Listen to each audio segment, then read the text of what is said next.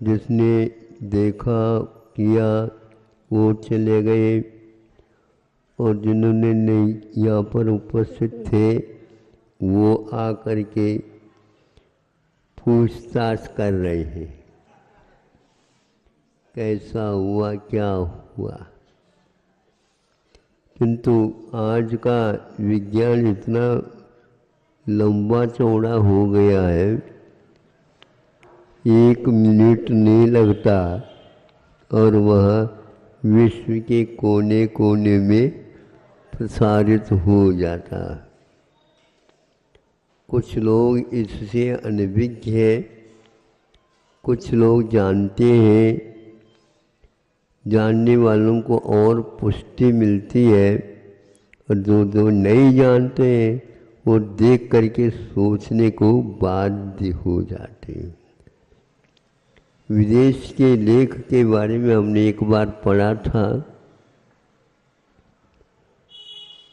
जीवन में जिस प्रकार आहार अनिवार्य है, वस्त्र भी सीमा तक अपने लिए आवश्यक है, ताकि हम मन, इंद्रिय और शारीरिक वेदना को सहन कर सके।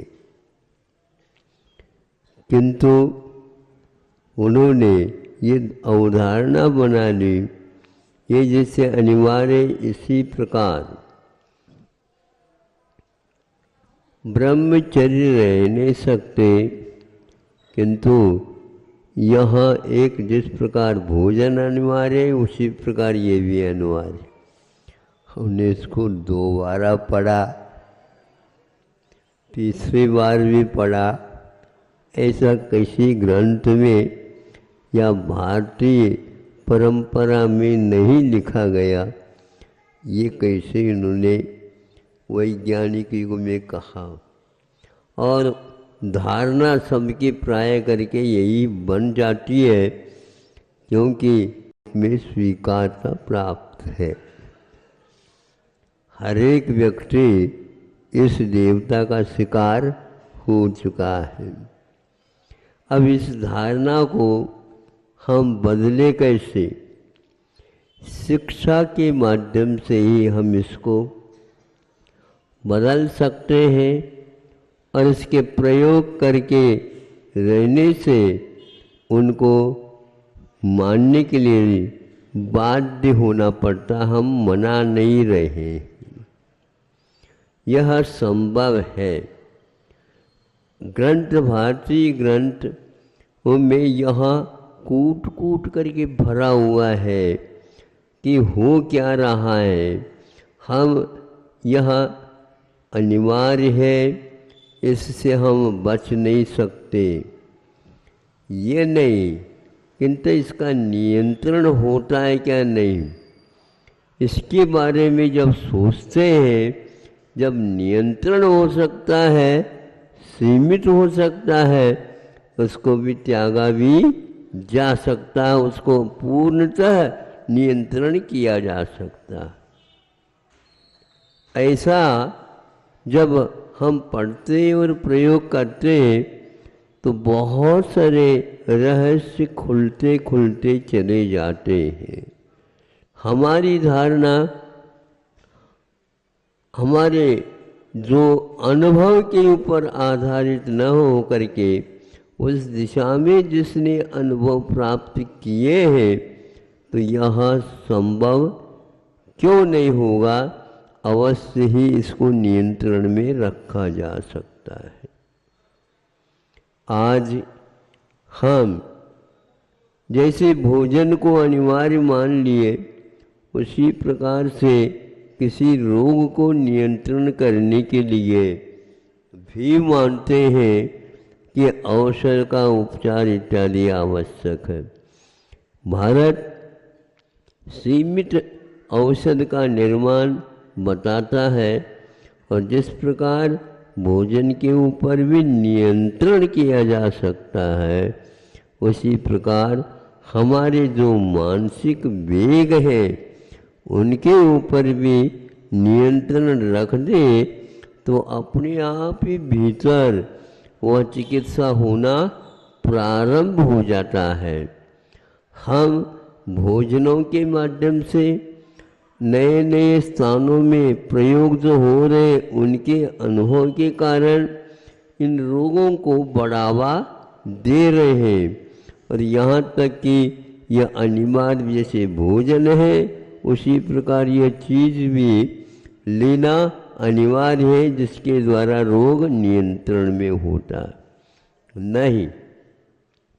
ऐसे ऐसे भी भोजन के लिए अनिवार्य बताए जिसके द्वारा आपके रोग हो ही नहीं सकते, और यदि प्रारंभ हुआ है रोग तो वह दूर भी हो सकता है।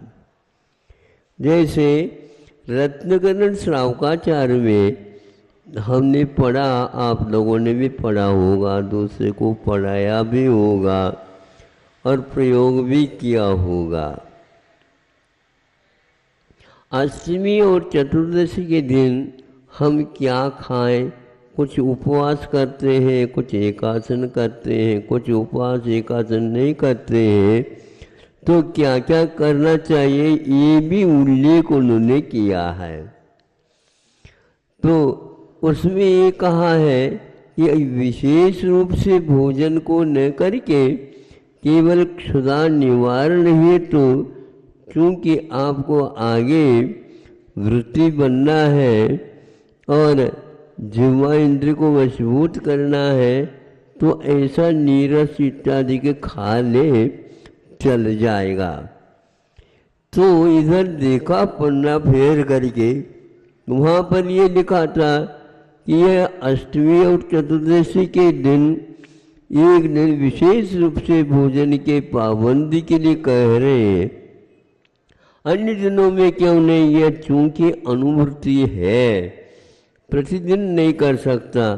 प्रतिदिन गरिष्ठ आहार, योग्य आहार वो बना बना करके घर के सदस्यों को और स्वयं को सेवन करता रहता है। इसी प्रकार इसको पचाने के लिए क्या लेता है? तो उसमें लिखा तांबूल शब्द का प्रयोग किया है उन्होंने, जिसको आज आप लोग अपनी भाषा में पान खाना। ये पान क्या है? पान अर्थात पेय पदार्थ नहीं, किंतु भोजन करने के उपरांत उसको पकाना है, पचाना है। क्योंकि गरिष्ठ माल आपने ले लिया, खा लिया, और वो कैसे पचेगा? तो आप प्रयोग करिए। तो यह उसमें एक चूना है, कट्टा है, पान का पत्ता तो मूल है। तो अब उन्होंने यह अष्टमी और चतुर्दशी नहीं करना, उसके दिन ये नहीं करना, और उस दिन भोजन भी हल्का फुल्का लेना अनिवार्य, तो ले लो, नहीं तो उपवास कर सकते हो। ये देख करके हमने सोचा कि पान को वहाँ पर भी रखा है। दूसरा, वहीं पर पान के साथ साथ उन्होंने नश्चादीनम कहा है। नशे का अर्थ ये होता नशा नहीं, किंतु उसके सेवन करने से नाक संबंधी, कंठ संबंधी, पाचक नलियों के संबंधी जो कोई भी रोग पनपता हो, खबरदार वह कभी भी पनपेगा ही नहीं है।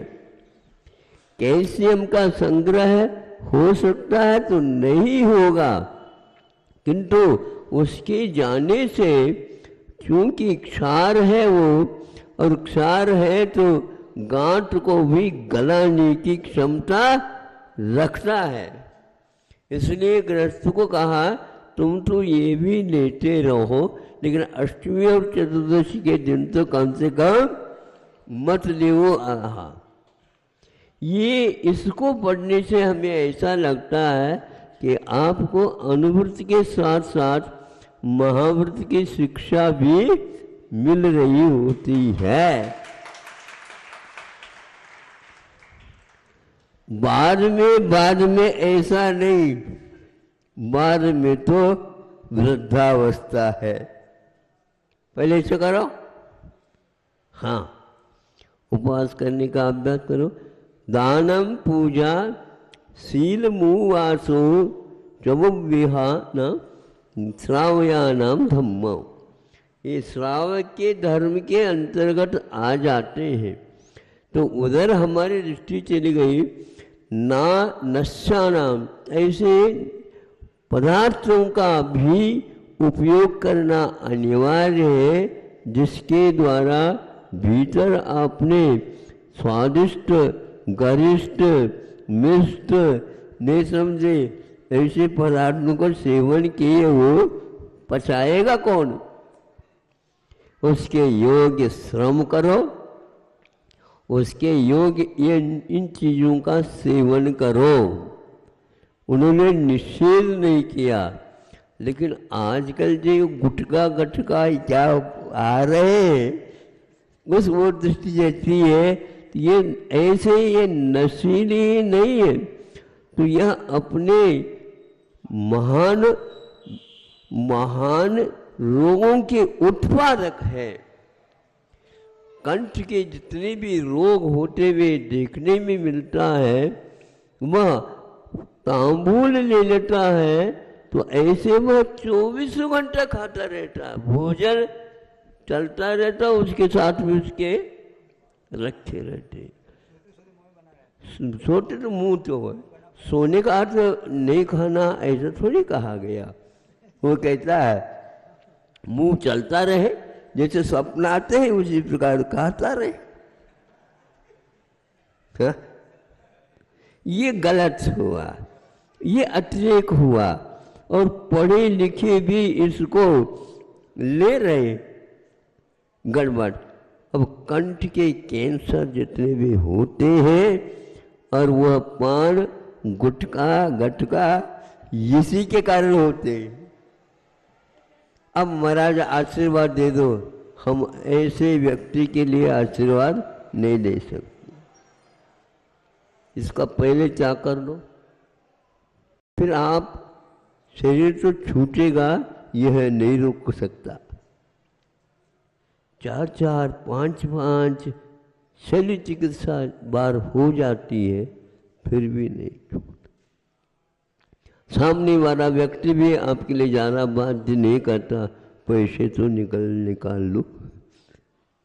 एक ऑपरेशन में शल्य चिकित्सा में लाखों रुपए खर्च होते हैं आप लोगों की, क्या करोगे बताओ?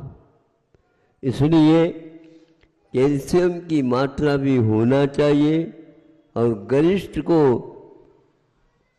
पाचन करने के लिए इसका लेवल सेवन करना अनिवार्य है, ऐसा बता देते हैं, ताकि तुम स्वस्थ रह सको। नहीं तो दुनियादारी की दवाइयाँ आज तो तैयार है अनिवार्य रूप से। सभी देशों ने कोरोना के ऊपर वैक्सीन तैयार किए हैं, कोई भी बचा नहीं, लेकिन एक दूसरे के ऊपर किसी भी वैक्सीन का विश्वास नहीं है। ऐसा क्यों? जब विज्ञान है तो समान होना चाहिए, नहीं हो पा रहा। इसमें भी बहुत कुछ रहस्य छिपा हुआ है। ऐसे लेख आदि सुन रहे हैं, पढ़ रहे हैं, तो उसको भी आप ध्यान में रखिए, और आयुर्वेद के बारे में भी सोचिए। वह पान के लिए भी एक स्थान पर दवाई के रूप में स्वीकार करने के लिए किया है। इसके कारण जो भीतर का अन्न तो पचेगा ही, जो विकृति पैदा हो रही है वो भी सारे के सारे समाप्त होते। एक और बता करके मैं समाप्त करता हूँ, ताकि आप लोग इसको याद रखेंगे। ये बाल तोड़ वगैरह होते हैं ना, बाल तोड़, ये बाल तोड़ के लिए एक वैद्य के माध्यम से हमने सुना था, इसको ठीक कर देगा। यह इतना जल रहा है महाराज, इतना ये हो रहा है, लाल लाल सुर्ख हो रहा है, ठीक है, भीतर जो है विकृति सारे सारे एकत्रित हो रहा है और बाहर आने को आतुर है महाराज। बहुत जलन, रात में नींद भी नहीं आ रही। नहीं, आज कोई बात नहीं, रात में नींद नहीं आती है तो रात बड़ी होती है तो भीतर काम कर रहा है, हो जाएगा। तो उसके लिए भी उन्होंने कहा यदि उसको आप भीतर से बाहर जो कुछ संग्रहित है उसको निकालना चाहते हैं, चीरा फाड़ा मत करो और ये पान का पत्ता उसके ऊपर बांध दो। हमने कहा ये तो रत्नगढ़ श्रावकाचार पूरा आ गया पान के ऊपर और तांबुल के ऊपर, और उससे और दूसरा लगाने के उपरांत 1 हफ्ता भी नहीं लगेगा, निश्चित रूप से भीतर का माल बाहर आए बिना नहीं रहेगा। और यदि उसको शुरुआत है तो उसको दबा भी सकते। कैसे दबाए? उसी पान को उल्टा बांध दो तो वह दबा देगा। देखो दवा कैसी है, आयुर्वेद की चमत्कार तो देखो। उल्टा करके रख दो, पलटा करके रख दो। तो इस प्रकार आचार्यों ने आप लोगों के लिए शाकाहारी और तामसिकता से बचाने के लिए ऐसे कार्य किए हैं। तो यह एक प्रकार से बाल तोड़ जो है भीतर गांठ के रूप में है, उसको पकाने का काम वह ब्रिटिश अधिक काम करते हैं, यह निश्चित हो चुका है। आप चीरा फाड़ी करोगे तो 1 महीना लगेगा और इसके बिना ये काम करेंगे सस्ते में काम होगा। जो आपके यहाँ रोटी बन रही है उसी में से थोड़े लोई निकाल लो और मान लो, दोनों काम हो जाएगा। रोटी भी भीतर चले जाए और इसको ऊपर बांध दो, ये भी वो गांठ बिल्कुल गल जाएगा।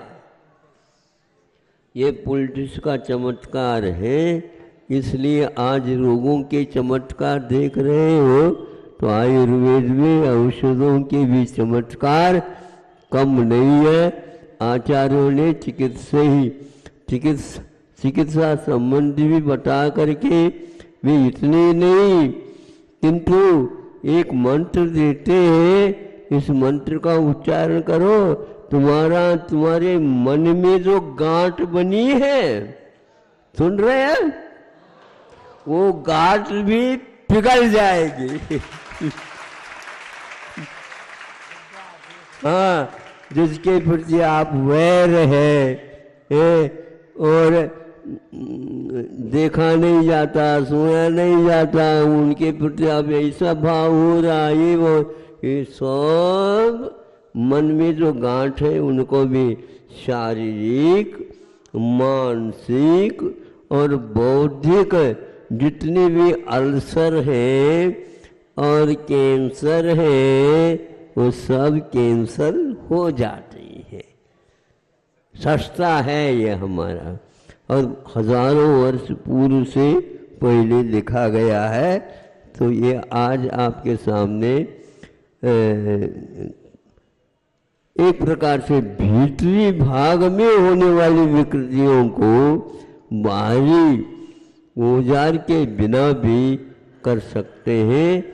आज अनेक पैठी है, औजार ऐसे ऐसे आ रहे हैं, करोड़ों रुपए में यंत्र आ रहे हैं, कोई काम नहीं कर रहा है। इसलिए अपनी बुद्धि को थोड़े से आप धो धा करके और ऐसे सात्विक ग्रंथों के अध्ययन करो, या जिन्होंने अध्ययन किया है, प्रयोग किए हैं, उसके संशोधित औषधों का सेवन करो तो आपका दोनों ही जीवन ठीक बनेंगे। अहिंसा परमो धर्म की जय।